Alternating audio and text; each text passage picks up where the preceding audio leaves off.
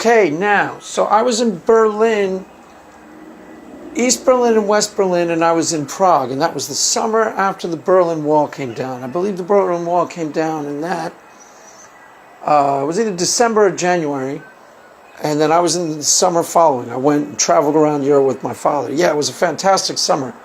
My father met me in Vienna,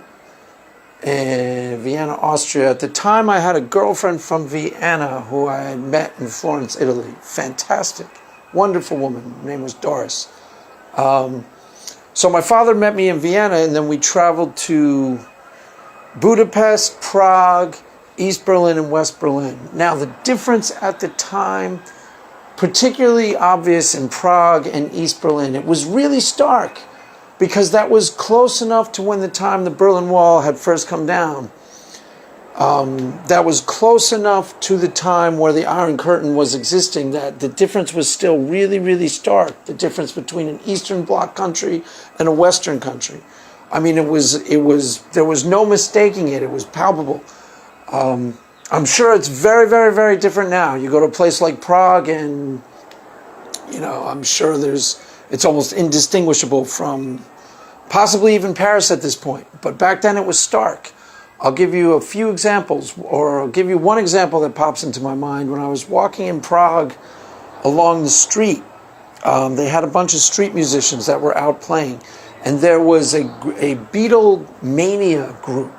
This was a group that was dressed up to look like the Beatles. I mean, in New York City, where I'm kind of half from, I grew up outside of New York City. New York City, where I'm from, is the type of thing that if you saw on the street, everybody would walk right by. It was really cheesy and ridiculous. They were dressed up to look like the Beatles, and they were singing like, "I wanna hold your hand."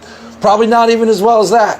No, that wasn't that good. Well, if you didn't think that was good, I can't help you, but probably not even as good as that. So there was this cheesy Beatles band playing, Beatles covers. And there was a crowd of people, at least 200 people, dumbfounded, mouth open, watching them with rapt attention, because it was obvious they had never seen anything like this in their life. This was so foreign to their experience that they were fascinated by it. And type of thing you'd see in New York, you'd see 50 of those and you'd walk right by it as the cheesiest thing you'd ever seen in your life. And here they were in rapt attention. Yeah, that's pretty indicative of the difference. I mean, that was a stark difference. Things that were commonplace. There's stories about how blue jeans were currency in communist countries prior to the fall of the wall. Stuff like blue jeans could be used as money, because things that were commonplace, things that you just took for granted as a Westerner, didn't occur there. My father and I went out to dinner. This was no joke, the best dinner you could have in the city. 5-star, the equivalent of a 5-star restaurant. It cost us all of $2 a person. That's how the exchange rate was back then. American money was like gold. I'm sure it's completely different now. I'm sure it's ridiculously expensive.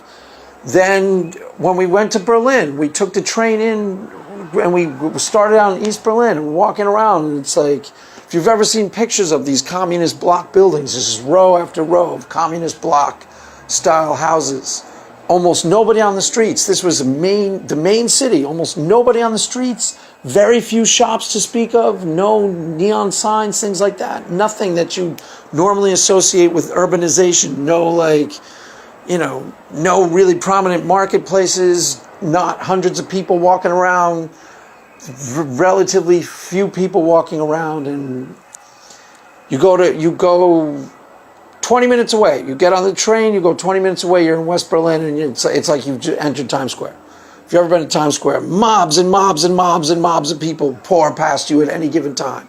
Neon signs everywhere. You can buy anything you could possibly think of. You could buy probably within 20 miles, 20 miles you get outside the city. 20 minutes of where you are. Anything you could possibly think of, you could probably buy in Times Square. West Berlin was the same way. Thousands of people pouring around everywhere. All this activity, all this commerce. And you go into the Eastern Bloc, and it was just so stark, maybe 50 people walking around on a city street. communist block, you had row after row of communist block style housing, and I mean, it was something.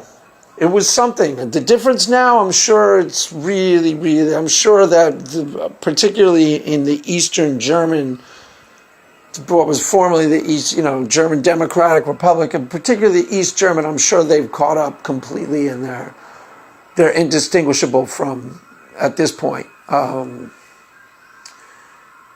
cities like, I'm sure a city like, what's the city that was bombed during the war?